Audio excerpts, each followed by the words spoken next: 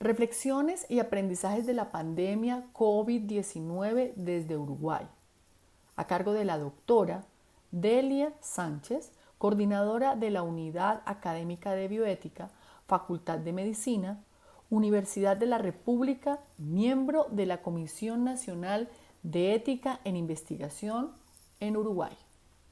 Buenas tardes, es un placer para mí poder compartir este ratito con ustedes.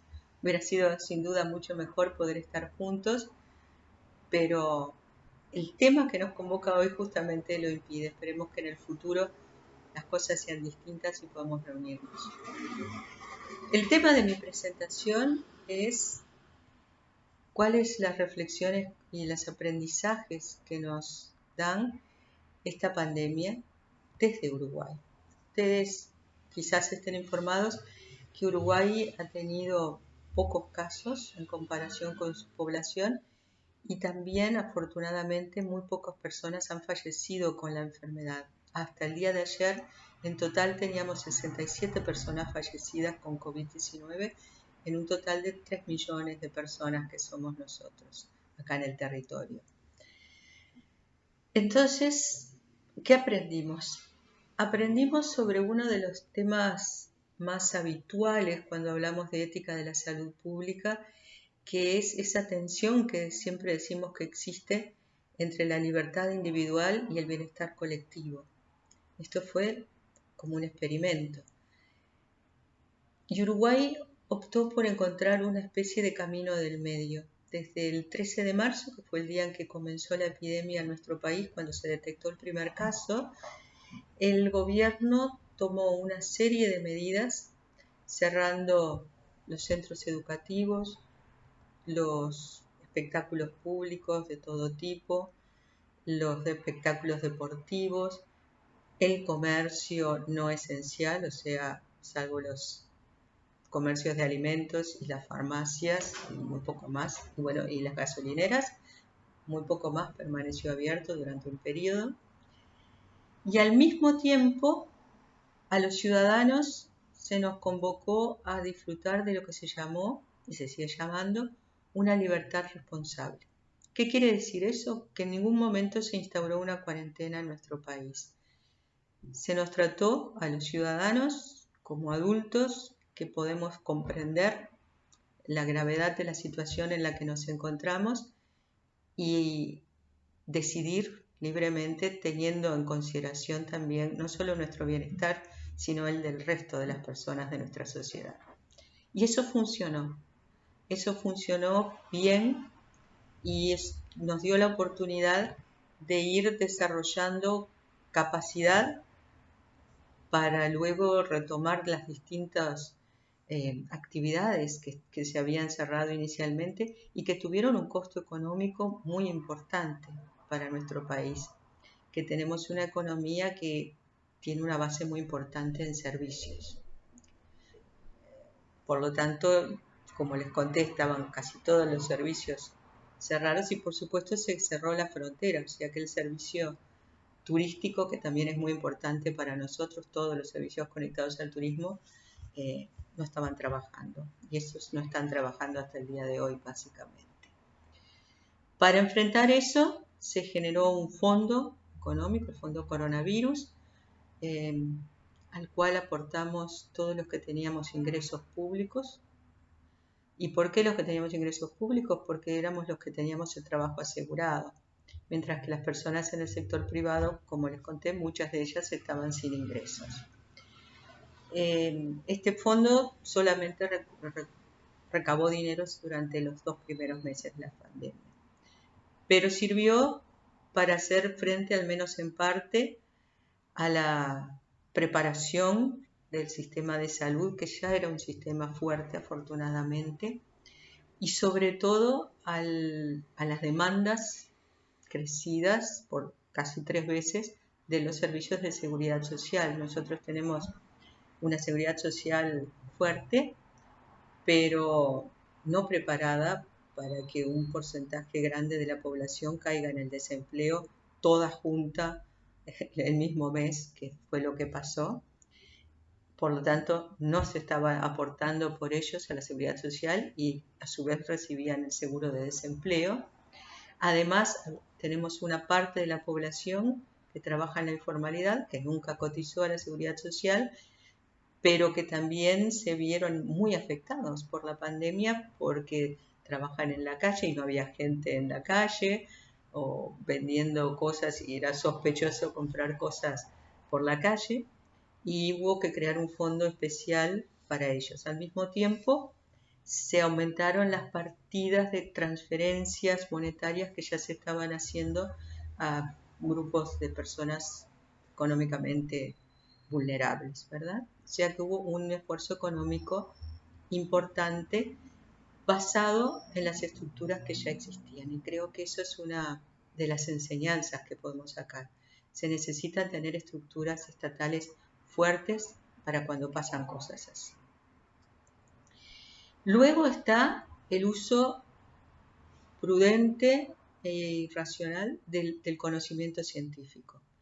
Junto con todas estas medidas, el gobierno convocó a lo que ahora llamamos el GACH, el Grupo Asesor Científico Honorario, de ahí la sigla, compuesto por académicos de distintas áreas del conocimiento, pero básicamente un clínico, un especialista en ciencias biológicas básicas y un matemático, que a su vez convocaron a especialistas en muchas disciplinas, y lo que hacen es estar revisando la bibliografía y la información internacional, que es tan numerosa y tan cambiante día a día, ¿verdad? Para, en base a eso, ir asesorando al Estado. ¿Y asesorando sobre qué? Fundamentalmente sobre cuándo y cómo ir reabriendo todas las actividades que estaban suspendidas. Y de esa forma es que primero se reabrió las escuelas públicas. No les comenté antes que nosotros tenemos una cobertura muy grande de Internet, y toda la enseñanza durante meses pasó a la virtualidad, porque por un programa que ya existía desde hacía años, a los niños y a los estudiantes de secundarias públicas reciben en forma honoraria durante sus estudios una laptop o una computadora. Y tenemos buen acceso a Internet. Pero quienes tienen peor acceso a Internet son justamente los niños del medio rural, porque a veces es bajo el acceso. Entonces se decidió que iban a ser las primeras escuelas que reabrieran, también porque en general el número de niños es pequeño y tienen mucho espacio abierto alrededor, por definición. Y eso funcionó bien. No hubo contagios entre los niños, no hubo contagios entre los docentes ni el personal auxiliar de esas escuelas. Entonces, la segunda etapa fue, pasar a la presencialidad, no de tiempo completo, pero de los niños en las escuelas que nosotros llamamos de contexto crítico, porque son económicamente las más vulnerables y dependen más de la alimentación escolar, los niños que asisten a ellas. Si bien se había generado un mecanismo para hacer llegar viandas a los niños, en tanto no estuvo habilitada la presencialidad en las escuelas, ¿verdad? Y así sucesivamente se han ido reabriendo actividades. En este momento el comercio funciona normalmente, quizás con solamente un horario un poco más reducido. La enseñanza en primaria para esta semana se está planteando que vuelva a ser totalmente presencial. Nosotros en la Universidad de la República seguimos con enseñanza virtual. Todo este año he estado mirando fijo pantallas dando clase. Y extraño a los estudiantes, pero lo hemos ido manteniendo.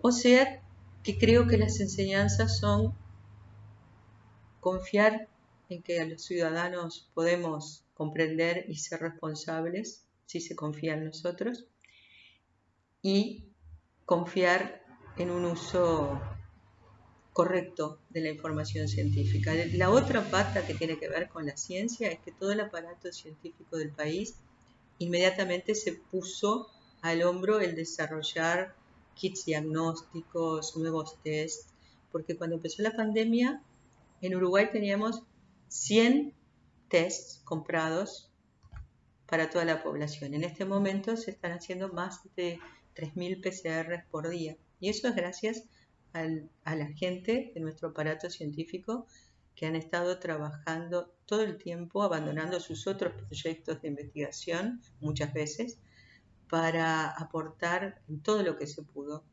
para esta crisis, ¿verdad? Bueno, esas son cosas que aprendimos como saludista, que es lo otro que yo soy.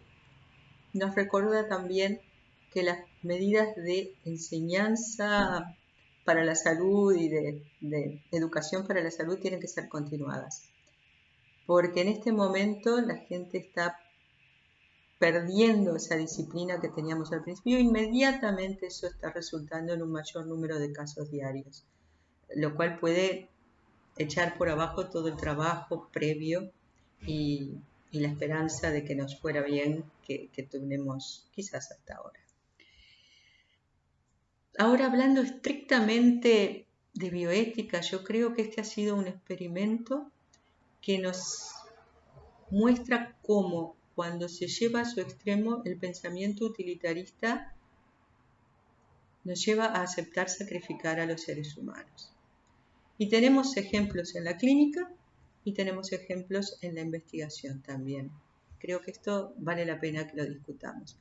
En la clínica, cuando aparecieron guías para el uso de recursos limitados, en este caso las camas de cuidados intensivos, no basadas en la necesidad o en la utilidad del tratamiento para esa persona en esa circunstancia, sino en dos criterios básicamente. La esperanza de vida de la persona, o sea, su edad, como si el que me salvaran a mí en este momento me garantizara que voy a alcanzar la esperanza promedio de vida de mi cohorte, lo cual es un disparate, como sabemos. Y lo otro en el valor social de las personas, y eso es peor todavía. Obviamente quienes desarrollaron esas guías eran médicos como nosotros, y nosotros partimos de la base de que nuestra contribución a la sociedad es mucha, por lo tanto nuestro valor social es incuestionable, así que estamos del lado seguro. Y entonces, ¿quiénes quedan? Los viejos, los pobres, los muy enfermos, los abandonados de siempre. Y esta propuesta es una propuesta de que a los abandonados de siempre podríamos otra vez abandonarlos. Y en el lado de la investigación, la urgencia razonable por encontrar una vacuna de una enfermedad que está matando a miles de personas en el mundo, ha llevado a que hasta la OMS autorice o endose de cierta manera los estudios que se llaman Human Challenge Studies, ¿verdad? Que implican que a los voluntarios, que son jóvenes y sanos, luego de darles la vacuna experimental, se los infecta voluntariamente. Y acá vienen las dudas. Quienes están de acuerdo con esto dicen que, bueno, que los jóvenes y sanos, en general, o sea, no siempre, eso quiere decir en general, no siempre, la enfermedad es o asintomática o leve, y que por lo tanto podría no haber problema. Pero sabemos también nosotros que a veces no es ni asintomática ni leve porque hay jóvenes que han fallecido. También sabemos que no tenemos tratamiento para ofrecer. O sea, que a quien le toca la variedad severa no le vamos a ofrecer nada. También se aduce que es uso de su libertad. La persona supuestamente es altruista y está dispuesta a sacrificarse por el bien de todos. Sin embargo, en el Reino Unido se le paga 4.000 libras a cada persona que participa. O sea, no tan altruista y sin duda facilita la inclusión de aquellos que necesitan ese dinero, que es un dinero importante aún en el Reino Unido. O sea,